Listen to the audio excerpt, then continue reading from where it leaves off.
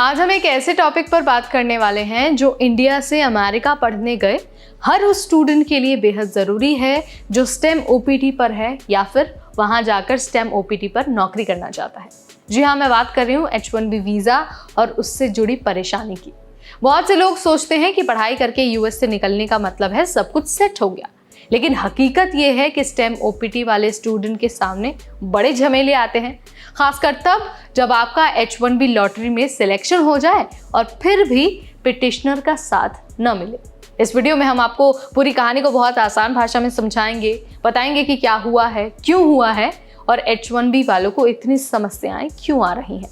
नमस्कार, मेरा नाम है नेहा उपाध्याय और आप देख रहे हैं NBT Tech Ed। जब आप इंडिया से अमेरिका पढ़ने जाते हैं तो आपको मिलता है F1 वीज़ा, जिसके दम पर आप वहाँ पर कॉलेज या फिर यूनिवर्सिटी में एडमिशन लेकर पढ़ाई कर सकते हैं।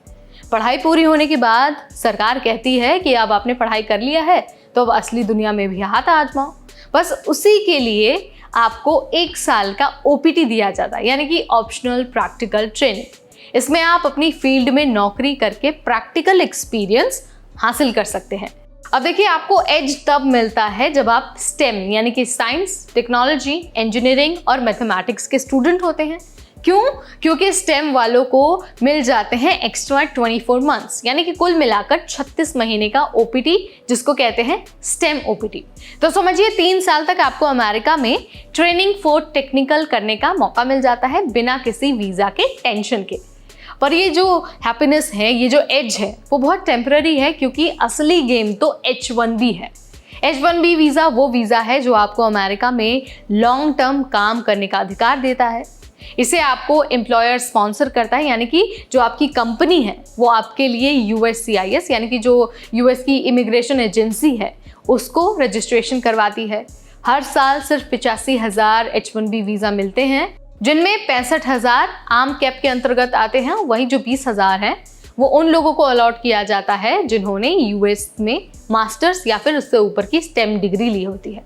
अब देखिए, ये सारी चीज़ें हमने आपको इसलिए याद दिलाई है क्योंकि सोशल मीडिया पर ना एक पोस्ट वायरल हुई है एक स्टूडेंट की पोस्ट जो फाइनल ईयर स्टेम OPT पर था, यानी उसने अपने 12 महीने का OPT पूरा कर लिया था और उसके पास थे 24 महीने का टाइम मई 2025 में। लेकिन उस व्यक्ति को कंपनी ने निकाल दिया क्योंकि रिसेशन की वजह से भारी कटौती करनी थी। पर उस व्यक्ति के दिल में थोड़ी सी खुशी थी कि भाई कोई बात नहीं, कम से कम उसका जो H1B लॉटरी है उसमें तो सिलेक्शन हो ही गया। लेकिन दिक्कत ये हुई कि अब जो एक्स एम्प्लॉयर है, जो एक्स कंपनी है, उसने कहा कि हमारे पास अब H1B फाइल करने का बजट ही नहीं है और उन्होंने उस व्यक्ति का पिटिशन फाइल ही नहीं किया।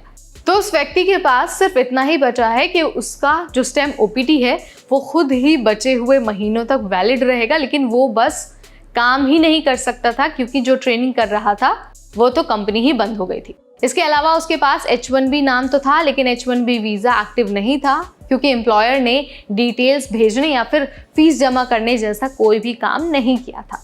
ज़रा सोचिए, एक तरफ नौकरी चली गई, दूसरी तरफ H1B की बस नाव ही बनकर रह गई, हाथ कुछ भी नहीं आया। इस व्यक्ति की पोस्ट पर लोगों ने अलग अलग तरीके को कमेंट भी किए। किसी ने कहा कि अब जब एम्प्लॉयर ने पिटिशन फाइल किया ही नहीं है तो H1B तो अधर में फंस गया है। लॉटरी सिलेक्शन तो ट्रांसफ़र भी नहीं हो सकता जब तक पहला वीज़ा एक्टिव नहीं हुआ। वहीं दूसरे यूज़र ने कहा कि मेरे रूममेट के साथ भी ऐसा ही हुआ था, लॉटरी में तो सिलेक्शन हो गया लेकिन जॉब तुरंत छूट गई तो पूरा का पूरा केस ही ख़त्म हो गया, बस स्टेम OPT पर ही टाइम काटते रहना पड़ा। वहीं एक और यूज़र ने कहा कि मैंने भी सालों तक H1B का इंतज़ार किया, समझ सकता हूँ कि आपके ऊपर क्या बीत रही है। एम्प्लॉयर का साथ न होना एक तरह से चीटिंग है। इसके अलावा उन्हें ये भी एडवाइस दी गई कि आप अटॉर्नी से मिलो, TCS में ट्रांसफ़र कराओ या फिर कोई दूसरी कंपनी में ट्रांसफ़र कराओ जहाँ पर आपको H1B स्पॉन्सरशिप मिल जाए। वहीं बहुत सारे यूज़र्स ने ये भी कहा कि आजकल कई सारी बड़ी कंपनियाँ भारत ट्रांसफ़र कर रही हैं, शायद इंडिया में रिमोट ACL कर लेना ही सही रहेगा। यानी कि सोशल मीडिया पर लोग समझते तो हैं, पर कोई मैजिक बटन तो था नहीं जो इस व्यक्ति को सीधा H1B दिला दे।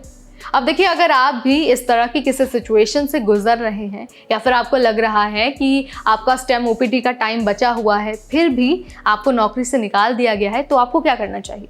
तो देखिए, मैं आपको ना यहाँ पर कुछ बोनस टिप्स दे देती हूँ जिन चीज़ों को आपको ध्यान में रखना है, और अगर आपके साथ भी सिमिलर सिचुएशन होती है तो आपको पता रहेगा कि आपको इस सिचुएशन को कैसे हैंडल करना है। अब देखिए, अगर नौकरी अचानक छूट गई और H1B लॉटरी हो गया पर एम्प्लॉयर पीछे हट गया, तो आपके लिए ना बहुत सारे ऑप्शंस हैं अभी। सबसे पहले तो आप अपनी कंपनी से बातचीत करिए और उनसे कहिए कि आप उसे दूसरा रोल दे दें। इसके अलावा अगर आपकी पुरानी कंपनी बिल्कुल आप पर ध्यान नहीं दे रही है तो आप दूसरी कंपनी को चूज कर सकते हैं। H1B ट्रांसफर तभी होता है जब H1B एक्टिव हो चुका हो और कम से कम USCIS के पास एप्लीकेशन अप्रूव हो चुका हो। अगर वो एप्लीकेशन शुरू ही नहीं हुआ तो ट्रांसफर इम्पॉसिबल है। फिर भी कुछ केस ऐसे होते हैं जहां पर अटॉर्नी क्रिएटिव आर्गुमेंट बनाकर ट्रांसफर करवा देते हैं। हालांकि ये जो प्रोसेस है बहुत लंबा है, इसमें सालों लग सकते हैं। इसके अलावा एक सबसे ज़रूरी कदम है कि आप एक भरोसेमंद जो इमिग्रेशन अटॉर्नी हैं उनसे बात कर सकते हैं।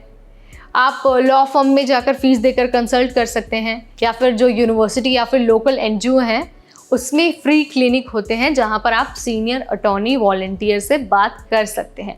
आप उन्हें अपनी पूरी सिचुएशन बता सकते हैं और उनसे समाधान भी मांग सकते हैं कि भाई अब मुझे क्या करना चाहिए। लेकिन इसके अलावा आपके पास दूसरे वीज़ा ऑप्शंस भी हैं। अगर आपको H1B पे भरोसा नहीं है तो आप L1 या फिर O1 या फिर जो CPT है उसकी तरफ भी अपना रुख मोड़ सकते हैं।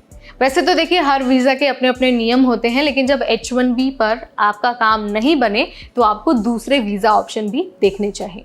तो यहाँ पर मैंने बता दिया है कि कैसे H1B का जो अनसर्टेनिटी है उसने एक व्यक्ति का करियर ख़त्म कर दिया है, और एक व्यक्ति जो सोच रहा था कि भाई मेरा तो H1B लॉटरी में नाम आ गया, अब तो मुझे H1B वीज़ा मिल ही जाएगा, उसका जो सपना है वो भी तोड़ दिया है।